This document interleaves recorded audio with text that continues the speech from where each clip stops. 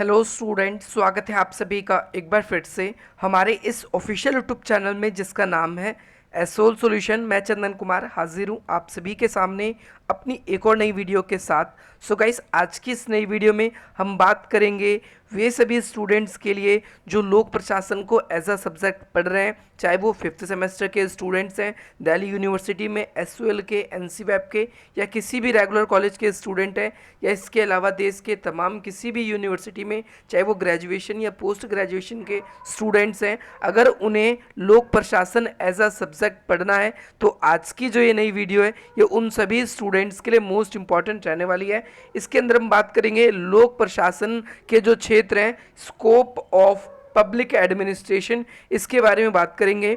सो मैंने आप लोगों के लिए सबसे पहली वीडियो लोक प्रशासन क्या है वो आप लोगों के लिए रिलीज़ कर दी है। अगर आप लोगों ने नहीं देखी है तो आप आई बटन पे क्लिक करके देख सकते हैं। इसके अलावा आप इस वीडियो के डिस्क्रिप्शन बॉक्स से भी उस वीडियो को देख सकते हैं जिसमें मैंने लोक प्रशासन के अर्थ और उसकी विभिन्न परिभाषाओं को, साथ ही साथ प्रशासन और लोक प्रशासन में क्या अंतर होता है इसके बारे में भी बता दिया है। आज की इस नई वीडियो में हम बात करेंगे स्कोप ऑफ पब्लिक एडमिनिस्ट्रेशन, तो यानी लोक प्रशासन का क्या क्षेत्र है इसके बारे में बात करेंगे। तो हमने ये जाना था कि भाई लोक प्रशासन जो है एक बहुत ही ज़्यादा व्यापक और गतिशील विषय है।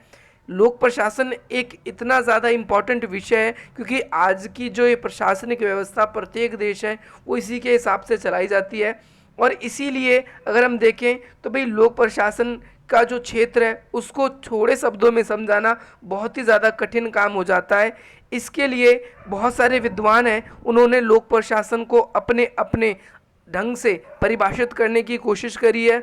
और लोक प्रशासन का जो क्षेत्र है इसके बारे में आज की इस वीडियो में हम बात। सो गाइस, जितने भी विद्वानों ने लोक प्रशासन को परिभाषित किया है या उसको समझाने का प्रयास किया है, उसके क्षेत्रों को बताने का प्रयास किया है, अगर हम सभी विद्वानों को देखें तो उन सभी विद्वानों को हम 4 कैटेगरी में डाल सकते हैं जो उनके क्षेत्रों को एक्सप्लेन करते हैं। कुछ ऐसे हैं जो व्यापक दृष्टिकोण में लोक प्रशासन के क्षेत्र को एक्सप्लेन करते हैं, कुछ ऐसे हैं जो संकुचित हैं, कुछ ऐसे हैं जो पोस्टेड कार्ब दृष्टिकोण के हैं, और कुछ ऐसे हैं जो कि आधुनिक या लोक गणनाकारी दृष्टिकोण के हैं। तो ये जो पोस्टेड कार्ब है ये बहुत ज़्यादा एग्जाम में पूछा जाता है। हम कंप्लीटली बात करेंगे। सबसे पहले व्यापक दृष्टिकोण में क्या है ज़रा इसको जान लेते हैं कि भाई ये लोक प्रशासन का व्यापक दृष्टिकोण के अंतर्गत सरकार के तीनों जो अंग हैं, विधायिका जिसे व्यवस्थापिका भी बोलते हैं, दूसरे नंबर पे कार्यपालिका और तीसरे नंबर पे न्यायपालिका, इन तीनों का अध्ययन किया जाता है। इसमें ऐसे कई विचारक हैं जिन्होंने व्यापक दृष्टिकोण की बात करी है, उसमें एल.डी. वाइट, इसके बाद में मार्क्स, इसके बाद में विलोवी, नेग्रो, साइमन, ये सारे ऐसे विद्वान रहे जिन्होंने लोक प्रशासन की व्यापक दृष्टिकोण में अपनी व्याख्या की है। अब बात करेंगे एक एक करके विद्वानों ने क्या क्या कहा है कि किस तरीके से व्यापक दृष्टिकोण है। तो व्यापक दृष्टिकोण में सबसे खास माने जाते हैं निग्रो जी ने अपनी जो पुस्तक है उसमें लोक प्रशासन को एक सब्जेक्ट के रूप में परिभाषित करने का प्रयास किया है। इसमें इन्होंने बताया है कि भाई लोक प्रशासन में सहयोगी और सामूहिक दोनों प्रकार से शासन व्यवस्था चलाई जाती है, और उसमें शासन के जो तीनों अंग मिलकर शासन को चलाते हैं। सबकी अपनी अपनी अलग अलग भूमिका होती है।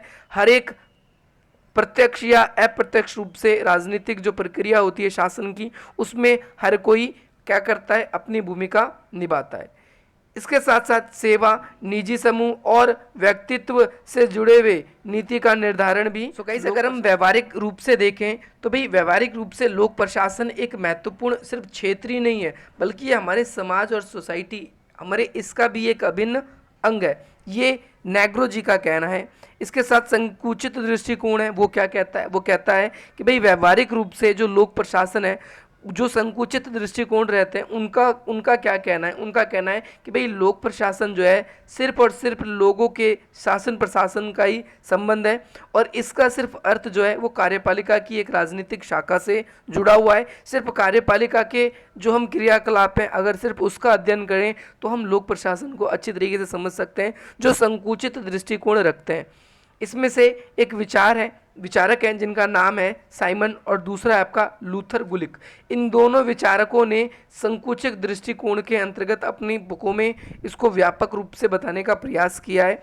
इन्होंने बताया है कि लोक प्रशासन में कार्यपालिका का संगठन होता है, कार्यपालिका कैसे काम करती है और कार्यपालिका किस तरीके से लोगों के लिए लोक नीति बनाती है, ये सब इसके अंदर बताने का प्रयास किया जाता है।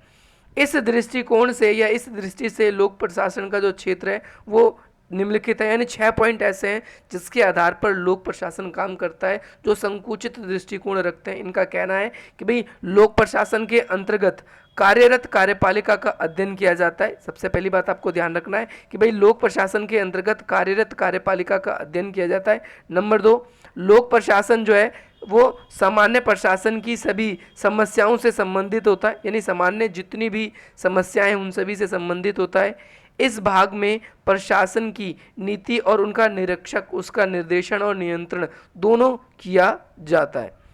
तीसरा पॉइंट भी इसके अंदर है कि भाई लोक प्रशासन इस बात का अध्ययन करता है कि शासन की जो सभी क्रियाएं हैं उसको संपन्न करने के लिए किस प्रकार से संगठन बनाए गए हैं और वो किस प्रकार से अपने काम कर रहे हैं, किस प्रकार से काम नहीं कर रहे, इसका अध्ययन भी लोक प्रशासन के कार्यक्षेत्र का अध्ययन संकुचित दृष्टिकोण में है।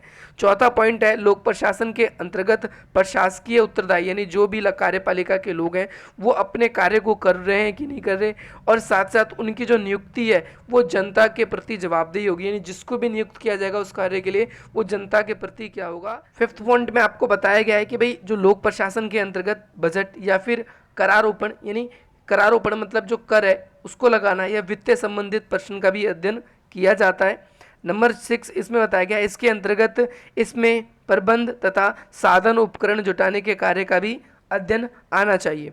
इसके बाद में सबसे इम्पॉर्टेंट है जो पोस्ट कोर्व दृष्टिकोण जो है, जो तीसरा दृष्टिकोण है, इसमें हर एक शब्द जो है उसके एक अलग ही मायने है और ये शब्दों को मिलाने से ही ये बना है। तो भाई लोक प्रशासन का जो कार्य क्षेत्र से संबंधित जो लूथर गुलिक है उन्होंने क्या किया है, पोस्ट कॉर्ब नाम की अवधारणा को अपनाया है। उन्होंने कहा है कि भाई लोक प्रशासन जो है वो पोस्ट कोड की अवधारणा है। अब आप इसके अंदर कहेंगे कि भाई कैसी हम अवधारणा है, जरा यहाँ पर देखेंगे। इससे पहले कुछ और विद्वान भी ऐसे थे जिनका नाम था उर्विक और आपका फेयोल। इन दोनों ने भी पोस्ट कॉर्बिक का अध्ययन किया था, परंतु इतने व्यापक दृष्टिकोण में नहीं किया जितना गुलिक जी ने किया।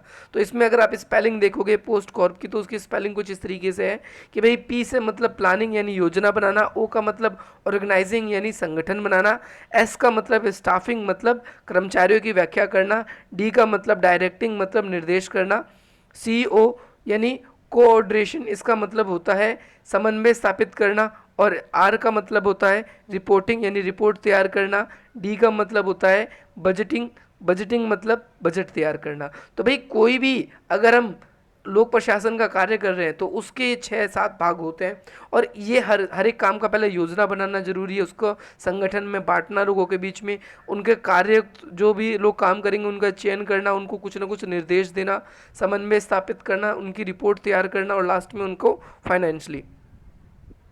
ये वे सभी क्रियाएं हैं जो संगठन में सभी को बांटी जाती है और सबका कोई ना कोई, हर किसी को कोई ना कोई समस्याएं आती हैं। और फिर इससे क्या होता है मैं आपको ये भी बता दूं कि अगर हम डिवाइड कर देते हैं संगठन के अंदर ये सारी चीज़ें, बजट तैयार पहले से ही कर लेते हैं, योजना पहले ही बना लेते हैं, संगठन बना लेते हैं, रिपोर्ट तैयार कर लेते हैं, तो भाई हमारी जो कार्य है उसको संपन्न करने में हमें सहायता मिलती है और हमसे गलतियाँ जो है वो बहुत कम होने की संभावना हो जाती है। परंतु अगर हम देखें जो पोस्ट कोर्ब है इसकी भी कई आलोचनाएं की जाती है, जैसे एक विस्तृत आलोचना इसमें ये हम समझ सकते हैं कि भाई इसमें प्रशासन के महत्वपूर्ण कार्य को शामिल नहीं किया गया।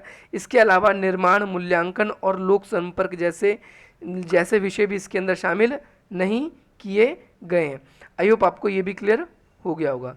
इसके साथ साथ अगर हम देखें इसके अंदर तो इसके अलावा एक राइटर है जिनका नाम है मैरियम, उन्होंने इसके अंतर्गत जो पाठ्य विषय है उन्होंने ये कहा कि भाई इस पोस्ट कोड में पाठ्य विषय को भी शामिल नहीं किया गया है, जो कि बहुत ही महत्वपूर्ण विषय होता है। इसके अलावा प्रशासन में जनता की सुरक्षा, शांति व्यवस्था, सुरक्षा, स्वास्थ्य, इन सभी जरूर आते हैं, परंतु पोस्ट कोड में इसमें से किसी की भी व्याख्या नहीं की गई है। तो भाई यही चीज़ इसके अंदर बताया गया है। आई होप आपको ये क्लियर हो गया होगा। इसके बाद में आगे बताया गया है आधुनिक या लोक कल्याणकारी दृष्टिकोण। आधुनिक या लोक कल्याणकारी दृष्टिकोण के अंदर क्या कहा गया है कि भाई लोक प्रशासन है इस क्षेत्र के अंतर्गत आदर्शवादी या लोक कल्याणकारी दृष्टिकोण से देखा जाता है। यानी लोक प्रशासन जो है वो जनता के हित के लिए, क्योंकि आज जो राज्य है वो वर्तमान में जो राज्य का स्वरूप है वो कैसा हो गया, कल्याणकारी हो गया। इसके अंतर्गत लोक प्रशासन में सरकार हमेशा वही काम करती है जो जनता के हित के लिए होता है। ऐसे कोई भी काम सरकार नहीं करती जो जनता के हित के लिए नहीं होता। और यहाँ पर जो है सरकार का जो लोक कल्याणकारी स्वरूप हो गया है उसके अंदर एक बात ये भी स्पष्ट रूप से कह दी गई है कि भाई प्रशासन जो है उसका मूल कर्तव्य यह है कि भाई जनता की सेवा करना। और ये दृष्टिकोण इसी विचार पर आधारित है कि भाई जनता की सेवा कैसे की जाए, कैसे ना की जाए। ऐसे ही आप लोगों को ध्यान रखना, एक राइटर है जिनका नाम है एल.डी. वाइट। इनका क्या कहना है, इनका कहना है कि भाई इसी कारण लोक प्रशासन अच्छी ज़िंदगी का एक लक्ष्य होता है। वर्तमान समय में कल्याणकारी राज्य के बढ़ते कार्य क्षेत्र के साथ साथ लोक प्रशासन का कार्य क्षेत्र भी काफ़ी ज़्यादा बढ़ता जा रहा है। लोक प्रशासन के अंतर्गत राज्य या फिर केंद्र या फिर सभी स्थानीय स्तर की जो सरकारें होती है उनका अध्ययन किया जा रहा है। और यह स्पष्ट हो चुका है, यह स्पष्ट है कि बदलते परिदृश्य से, यानी जैसे जैसे समय बदल रहा है वैसे सामाजिक विज्ञान पर बहुत सारे परिवर्तन हमारे सामने, हमारी सोसाइटी, हमारे समाज में आते जा रहे हैं। और ये जो नया नया युग है वो हमारे सामने आना शुरू हो चुका है। तो भाई इसी तरीके से जो अगर हम बात करें लोक प्रशासन के कार्य क्षेत्र की, तो उसका दायरा कल्याणकारी राज्य के स्वरूप के साथ बढ़ता जा रहा है और ये आगे भी बढ़ता जाएगा, आगे भी बढ़ता जाएगा। सो गाइस, आज की जो ये वीडियो थी यही थी आपके लिए। आई होप आज आपको इस वीडियो से बहुत ज़्यादा वैल्यू मिली होगी। और इसी प्रकार के इंटरेस्टिंग वीडियोस पाने के लिए आप हमारी वीडियो को लाइक करेंगे, अधिक से अधिक मित्रों तक शेयर करेंगे और हमारे चैनल को सब्सक्राइब भी ज़रूर करेंगे। चलिए मिलते हैं हम आपसे अपनी अगली वीडियो में। जय हिंद, जय भारत।